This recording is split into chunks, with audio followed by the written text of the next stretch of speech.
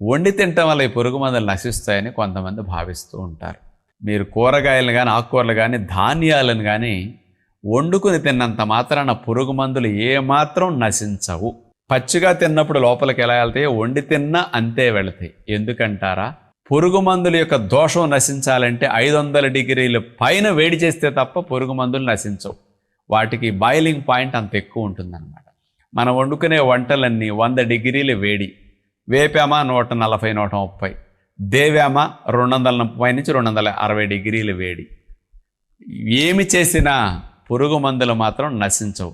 మనం వండి తిన్నా ఫ్రెష్గా తిన్నా ఆహారం ద్వారా లోపలికి వెళ్ళటం తప్పదు.